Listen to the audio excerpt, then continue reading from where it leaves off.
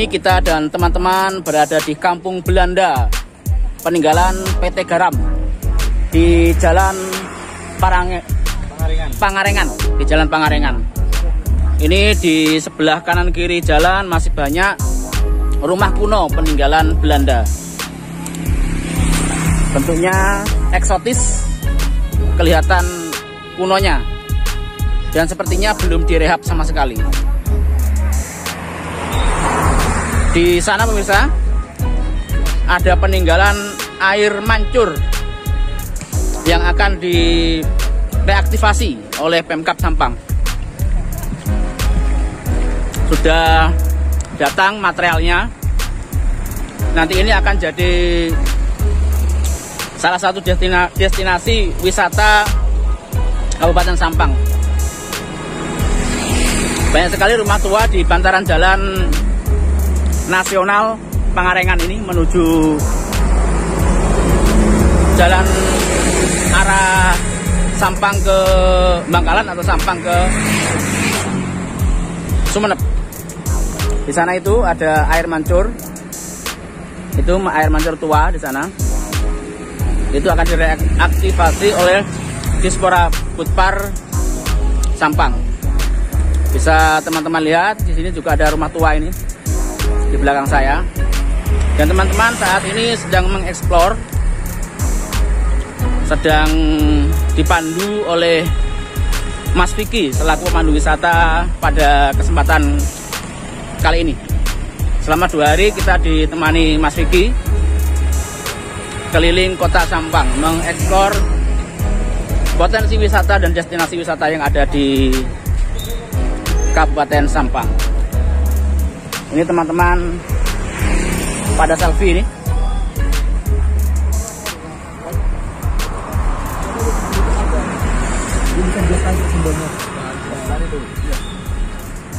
Ini Mas Vicky.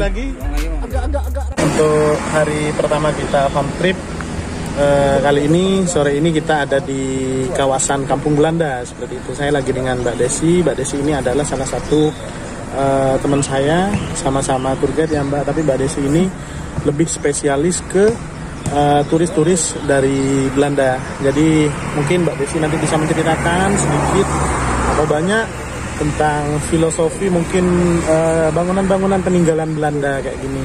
Mbak Desi, ya Mas Vicky, gimana Mbak Desi rumah-rumah Belanda yang kayak gini Mbak Desi?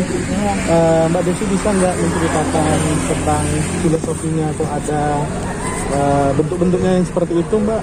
Gimana Mbak? Filosofinya, baik Mas Vicky, gini. Kalau misalkan kita lihat rumah-rumah Belanda itu mereka selalu ada nama, pokoknya ada inisial nama, ada inisial siapa yang pemilik rumahnya itu lewat lewat sesuatu lah. Ada yang namanya anno, kadang-kadang bilang anno 1920, artinya adalah dibangun tahun 1920. Anno itu sejak. Ya. Terus juga ada lagi misalkan DH gitu ya, itu berarti dibuatkan untuk. Nah, itu namanya. Kalau misalkan kayak gini, berarti dia bisa menceritakan tentang dia adalah bagian dari salah satu komunitas apa. Atau misalkan dia adalah bagian dari perkumpulan apa. Misalkan kayak begitu. Untuk simbol-simbol itu Mbak Desi bisa menceritakan? Kalau simbol-simbol kebanyakan kalau yang ada di Indonesia itu adalah simbol-simbol mereka masuk ke dalam lingkungan Freemasonry. Ya, nah salah satu mindset yang ingin saya rubah dari beberapa orang yang ingin belajar tentang Freemason adalah Freemason itu bukan perkumpulan setan, bukan perkumpulan pemujaan setan atau sesat gitu ya, tapi Freemason adalah perkumpulan di mana orang-orang ini adalah yang terpilih, biasanya IQ-nya tinggi, jenius, mereka punya pemikiran yang maju untuk ke depan. Nah, mereka ini biasanya memang berkumpul di dalam satu perkumpulan itu dan mereka akan berdiskusi apapun untuk kemajuan suatu negara misalkan atau kemajuan suatu lingkungan gitu. Tapi kenapa biasanya dibilang oh ini perkumpulan setan, rahasia. Kenapa? Karena memang mereka tidak membuka ide itu atau tidak membuka omongan itu selain kepada si komunitasnya. Nah, ini mungkin salah satunya adalah ini bentuknya dari Freemason itu selalu ada bentuknya bulat atau segitiga yang biasanya artinya mistar atau jangka, atau juga biasanya itu ada segi 4 ya, kadang-kadang ada segi 4, terus ada tengahnya ada V begitu, atau enggak daun, biasanya daun akasia. Nah itu biasa banyak macam-macamnya. Nah cuma ini Mas Vicky, ini tempat ini memang harus kita lestarikan. Kenapa? Karena ini salah satu tempat yang memang hanya ada di Sampang yang untuk bangunan Belanda. Karena biasanya bangunan-bangunan Belanda itu ada selalu tempat yang dingin biasanya. Karena orang Belanda selalu ingin mencari pemukiman yang sama dengan mereka dulu di Belanda, agak dingin. Makanya kalau di Jawa Timur biasanya di Batu ya kan, ada banyak ya. Terus di Lawang karena mereka ada banyak berak sih itu artinya melihat pemandangan gunung, karena mereka melihat gunung dari rumahnya. Di Sumenep juga banyak. Kenapa? Karena di situ pusat bisnis, keraton pun ada di situ. Waktu pada zaman Belanda mereka mencari jalan masuknya lewat tempat yang memang ada pemerintahannya. Jadi mereka bisa bisnis, bisa berbicara langsung dengan pemerintah setempat, biasanya begitu.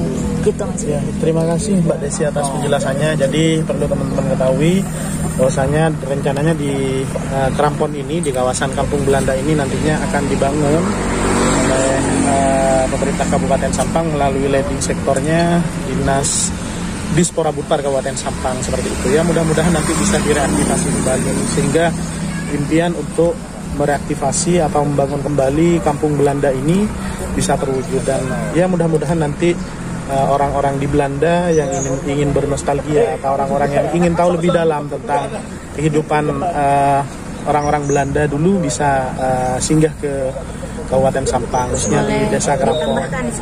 Boleh silakan. Nah teman-teman dari seluruh Madura yang mau belajar bahasa Belanda, sebetulnya dari Dinas Pariwisata Sampang pun kita sekarang punya program untuk belajar bahasa Belanda dan bahasa Inggris secara gratis. Jadi kalau misalkan nanti tiba-tiba ada teman-teman dari Sumenep atau dari Pamekasan atau dari Bangkalan ingin mengundang kami untuk belajar bahasa Belanda secara gratis, boleh lewat Mas Vicky ya. Siap Mbak. Iya. Atau kontaknya boleh lewat teman-teman lewat kontak di bawah di komen-komen nanti ya. Share nomornya Mbak Desi ya. Ya. Untuk bangunan ini didirikan tahun berapa, Pak? Kalau untuk kira-kiranya terus terang kita masih belum tahu, tapi untuk masuknya Belanda ke sini secara aktif di tahun 1947. Jadi malah setelah kemerdekaan. Setelah kemerdekaan baru mulai ada di sini masih untuk bisnis, dan kemudian juga pernah sempat membangun negara Madura itu di tahun 1947. Untuk bangunannya ini masih original, belum direnovasi ya? Di sini untuk fasad depan rata-rata masih belum, tapi kalau untuk di belakang rata-rata sudah direnovasi di belakang. Untuk kepemilikan ini hak milik atau hak pakai? Hak pakai. Hak pakai. Guna pakai ya, karena masih ada PT Garam yang masih beroperasi di sini. Berarti bukan warisan dari orang tua yang menempati ini? Bukan. Mungkin itu saja teman-teman. Sudah cukup. Kita berjumpa kembali di lain kesempatan dan di daya tarik wisata yang lainnya. Matur sekelangkong. Assalamualaikum warahmatullahi wabarakatuh. Waalaikumsalam warahmatullahi wabarakatuh.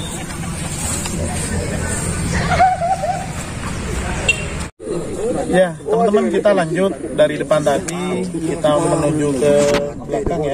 Jadi sangat banyak sekali peninggalan-peninggalan Belanda sejak dulu yang masih ada di sini. Mungkin teman saya Mbak Desi bisa menjelaskan apa aja Mbak yang ada di sini, bangunan-bangunan apa aja yang ada di sini seperti itu. Oke. Mas Vicky dan teman-teman semua, di belakang kita ini ada bangunan. Nanti kalau kita jalan ke sana bisa lihat kok, itu masih ada tiang-tiangnya di bawah sana. Nah, salah satu kehebatannya orang-orang Belanda pada zaman dulu adalah mereka membangun sesuatu yang tidak pernah terpikirkan sebelumnya sama warga-warga lokal kita Indonesia gitu. Nah, dulu ini adalah sebagai tempat untuk filtrase air. Jadi mungkin kalau misalkan kita bisa bilang ini adalah cikal bakalnya PDAM deh, bisa dibilang gitu ya, untuk filtrasi air gitu. Nah, di sini kenapa dibutuhkan ini? Karena di sini kan banyak garam ya, banyak tambak garam, airnya kan juga mungkin asin, payau, atau kadang di beberapa bagian di Madura ini, di Sampang ini agak pahit airnya karena terlalu asin. Nah, ini terbantu dengan filtrase air ini. Nah, sangat disayangkan, cuma sekarang kondisinya jadi seperti ini. Cuma kalau lagi kering itu biasanya banyak dipakai untuk foto-foto prewedding. Katanya kalau misalkan tiang-tiangnya itu seperti dulu yang GWK zaman dulu tuh, tiang-tiang gitu, tapi dalam versi mini. Mau dilihat Mas Vicky ke sana? Boleh, teman-teman, kita jalan ke sana ya. Oke. Let's go.